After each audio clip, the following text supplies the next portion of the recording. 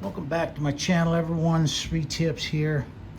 And what I've got is 6 containers with about 2 3/4 ounces of pure silver crystal in these little cups, and I've got 6 10-gauge wires fashioned in a manner so that we can melt the silver.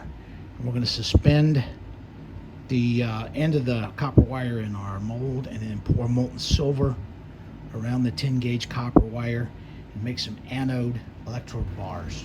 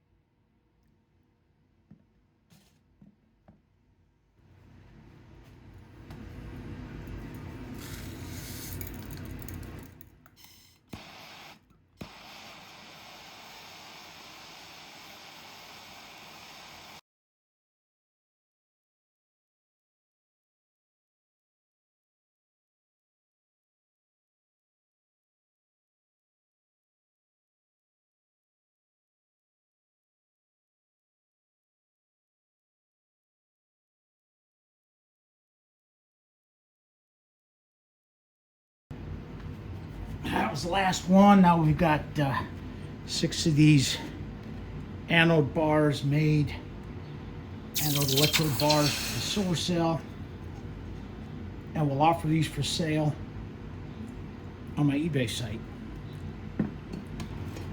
Let's take a peek inside the silver cell. Oh yeah, look at that down in there, man. Wow.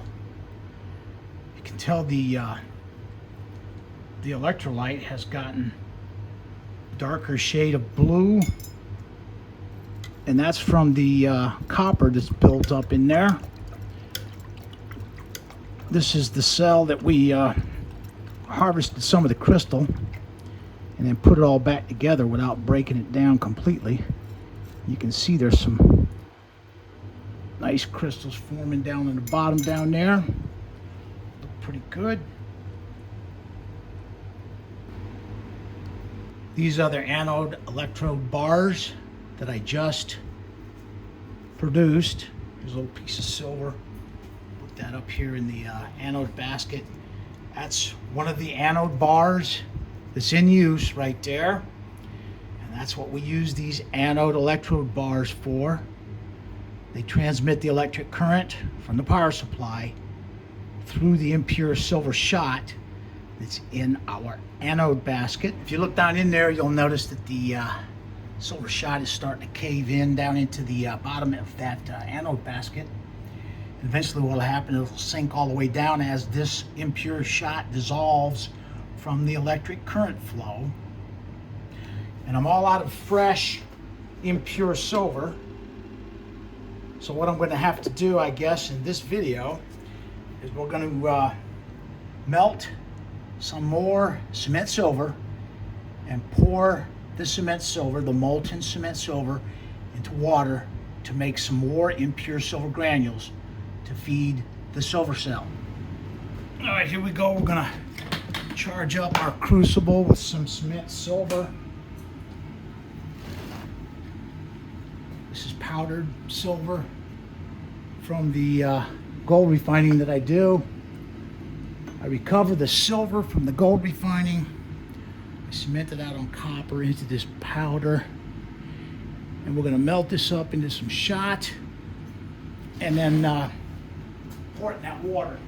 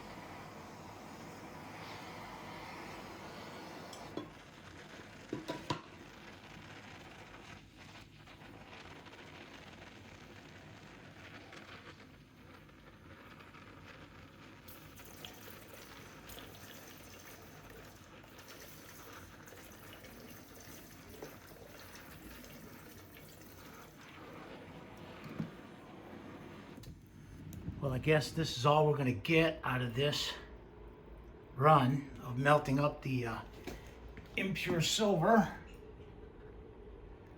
There's a bucket of cement silver that I was going to try to melt. I was going to try to get the whole thing melted.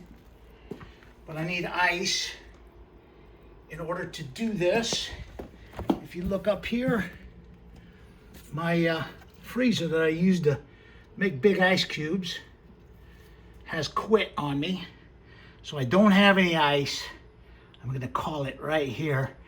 I'm not going to be able to melt any more silver shot till I get some big ice cubes made. I've transferred that little bit of silver that we got poured into a drying dish. Let's go ahead and add some heat. We'll dry this off. At least we got this much. I've got this stuff dried out completely. I've let it cool off. So now what we'll do is we'll take it over here to the silver cell. I'm going to pull the anode electrode bar out. And if you look down in there, you'll be able to see the electrolyte is starting to leach up. See the liquid down in there? If our anode electrode bar is allowed to come in contact with that, what will happen is it will dissolve our anode electrode bar, and we want to try to avoid that. So now we're going to add this silver that we just melted today into our anode basket.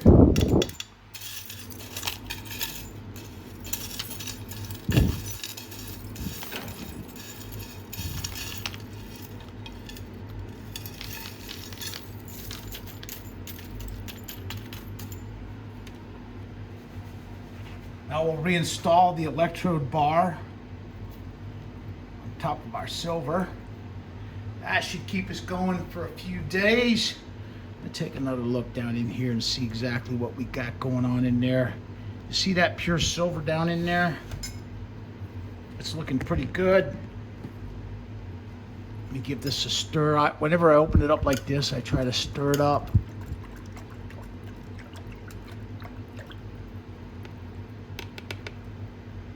All right. Well, at least I got a little bit more silver melted into the anode electrode basket there. And so I guess this will conclude the video. I've got these anode electrode bars that I've created in this video. And what we'll do is we'll offer these for sale on my eBay site. And that will conclude the video. Thank you for watching.